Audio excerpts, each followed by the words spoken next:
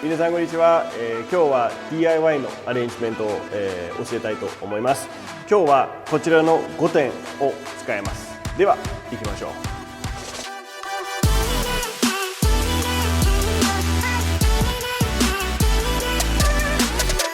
ちょうど9月に入ってこう赤みがあるようなリンゴがまあ簡単に手に入ります。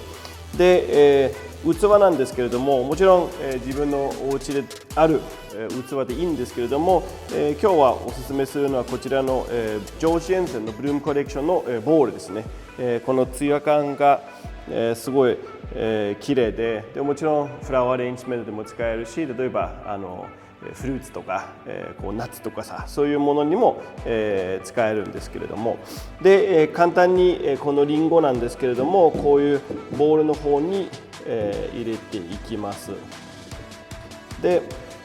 ちょっとこう入れた後にちょっとこうぎゅうぎゅうとこう押すような形にします。2つ目はですね、エキナセアというお花なんですけれども、エキナセアはちょうど今の季節は全部花びらがもう落ちてありまして、結構固めな、いわゆる実ですねが残っています。リンゴとリンゴの間の隙間にこのエキナセアを挟んでいくっていうような形にします。今回はリンゴを使ってるんですけれども、皆さんが遊びでよその果物も使ってもいいんではないかなと思います。ただしリンゴはやっぱり硬くてあんまり腐らないものなんで、すごいおすすめですね。それから今ちょうどの季節にヒペリカムですね、日本のヒペリカムなんですけれども、ちょうどいい風にこうちょっとした山で紅葉になってて、しかもこうちょっと可愛らしい実ですねがついたりして、それもこう簡単にこういう風に立たせるような感じにします。今日のそのリンゴはどっちかというと検査の代わりのものなんですけれども、簡単とそのリンゴとリンゴの間の隙間にこうものを挟んでいくっていうような形にします。花の長さはですね、少し短めの方が作りやすいです。どんどん高くするとどんどん難しくなるんですけれども、今はちょうどいい風にこう花が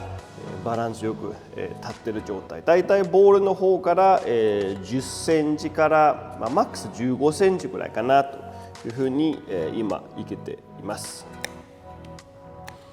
もう一つのすごい秋らしい割れ木をですね、今また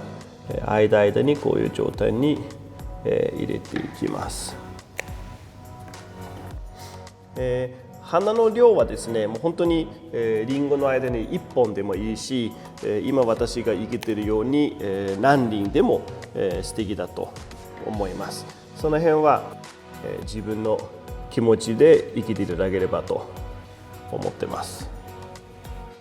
こんな感じで全体的に今花が咲いてて、すごい可愛いシルエットになってるんですけれども、本当に簡単で自分ができるようなものなんですけれども、あとはもうちょっと大きいスケールでやってみたいんであれば、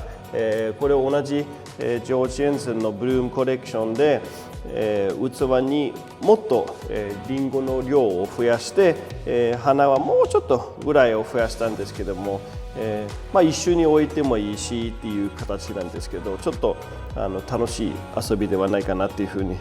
思っています。ぜひお家で頑張ってくださいね。